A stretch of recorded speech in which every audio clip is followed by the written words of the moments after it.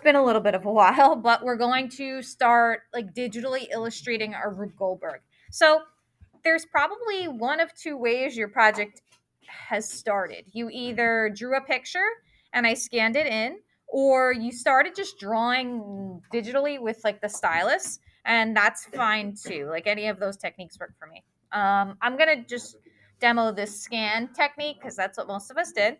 So I already uploaded them to Classroom. I'll hit the three dots to open a new window. And then I'm able to download it in a second. So we understand that we're probably going to have to rotate it. We'll probably have to do a lot of things to it to set it up, but that isn't a big deal. So once this element is open, I'll be able to download it with that little download button in the corner. And we'll give that a moment, and we'll be able to drag it into Illustrator.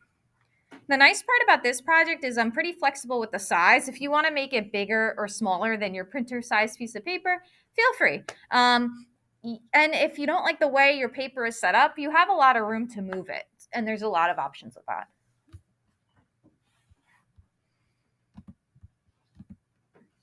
Almost ready.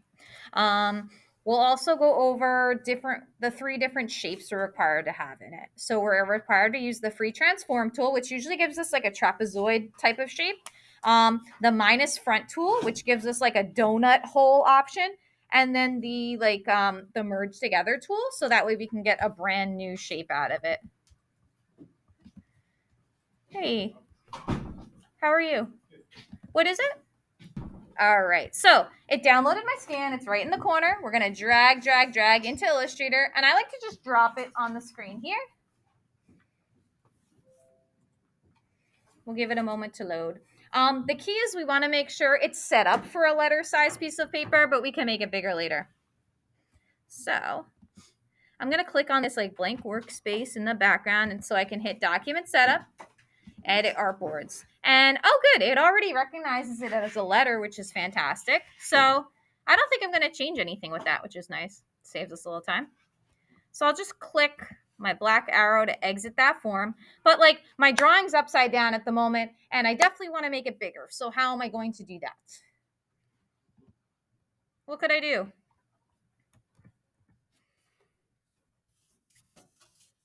How do I flip it upside down?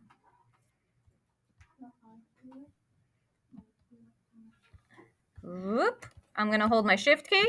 So I flipped it upside down. And I also have room to enlarge it a little bit. So I'll do that. That works out. And even if I wanted to make it, to click off of it, and I could even change my paper at this point. Maybe I'll make it horizontal. Hit that little man. And it's horizontal, which is nice. You have lots of options. It really just depends on your picture and what's going to work best for you. And I know you're like, depending on the way it's drawn, you may not like occupy every single speck of the paper, and that's totally normal, I assure you. Okay? If I don't want this layer to move ever again, what should I do to my layer? Lock it. That's the key. We don't want to move things. Okay. So I'm going to start building on top of my project. And there's a billion ways to draw this. My best suggestion is to start with the shapes first. So I'm going to show you some general shapes. Then I'm going to show you how to make those three elements that are required in our projects. So if I'm going to make these kind of bar elements here, what shapes would you use for those? Rectangles, thank you. I'm just going to use like a bright color right now so you can see everything I'm doing. I'm not really worried about the color scheme right now. And you may not either. You may want to wait till the end to care about the color. You decide what you want to do. If you want to keep things really, really uniform and you want everything to be the exact same size, you could always use your black arrow and the Alt key and click and drag. So that way you're always getting like uniformity. It's a nice option. You don't have to do it, but it's there for you if you like that option. Okay? You've got tons of different shapes here, which we're familiar with. Let's talk about arrows, because we don't really have to make those very often. So when I make an arrow, I usually just use my stroke color, and I'm going to draw, hit my escape key to break off the pen. And if I want to bend a line I just made, I click and hold my pen to use the anchor point, aka the caret tool. And then I could click on it and bend it as I please. Now, if I want to make my arrow or any kind of line thicker in general, I can click on it with my black arrow, and then I can increase the stroke. You could even change like the thickness if you want it to kind of vary. There's a lot of nice options. You could even change the type of line if you don't like it plain. I know usually only basic is here, but there's like a whole library. Looks like a stack of books.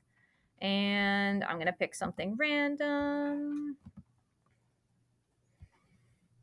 So you could pick different types of lines here as well, which is cool.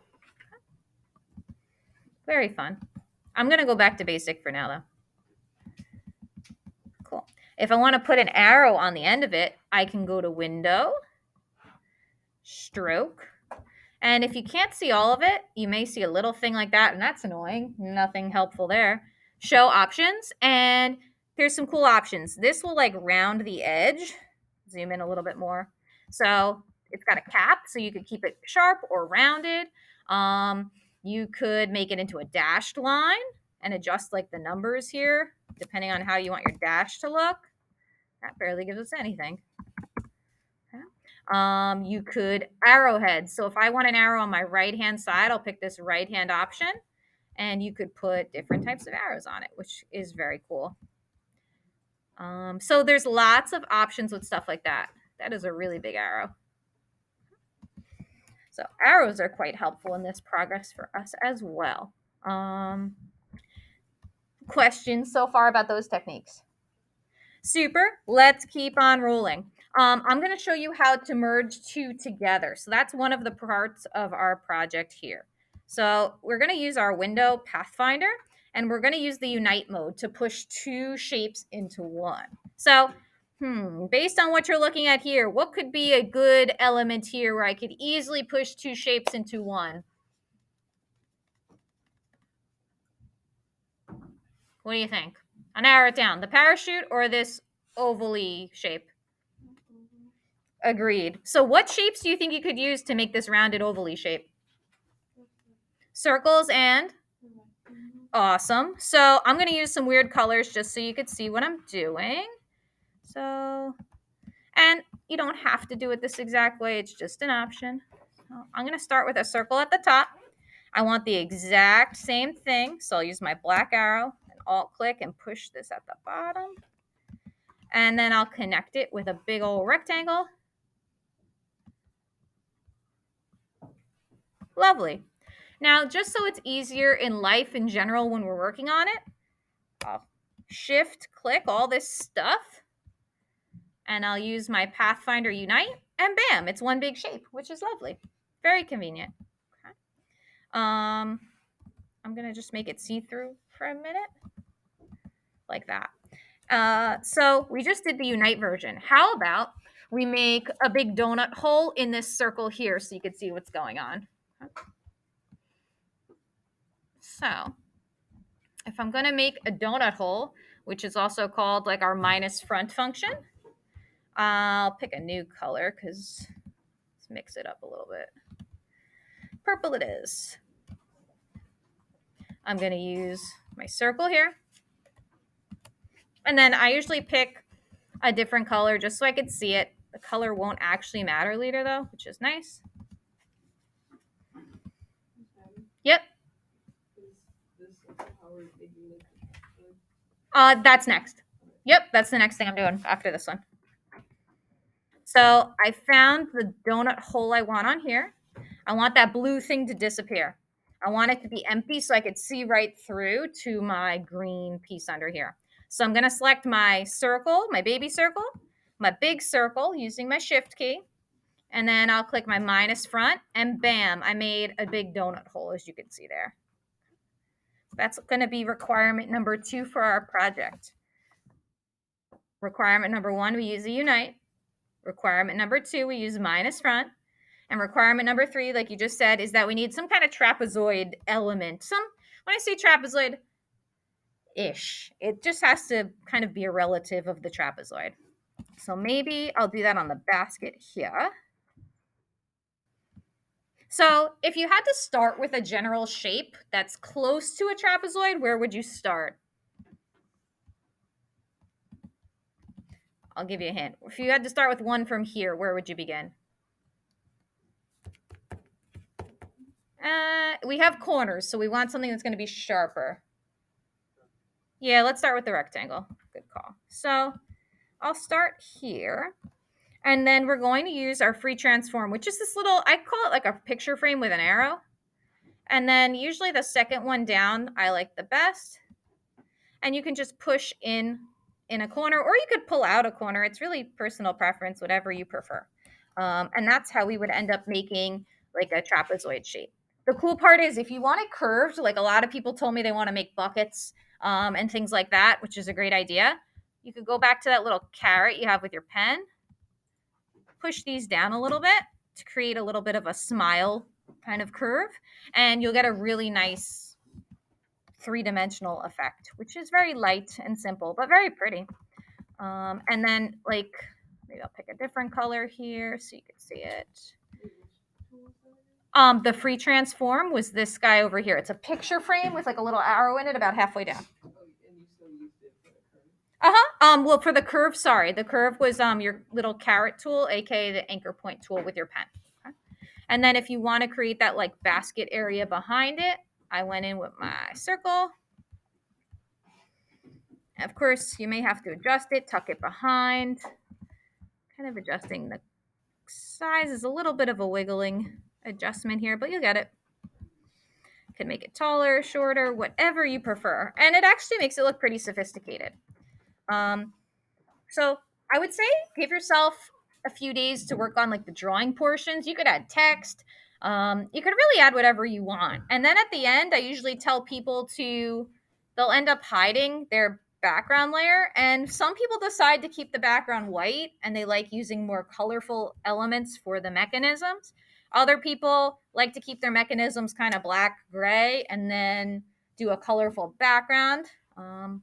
When you are ready to do the background, people usually just add a little layer underneath and they use like a big square. The weird part about Illustrator is you don't have like the paint bucket doesn't really work the same way. So we just make a big square on a layer underneath and that makes it a little easier.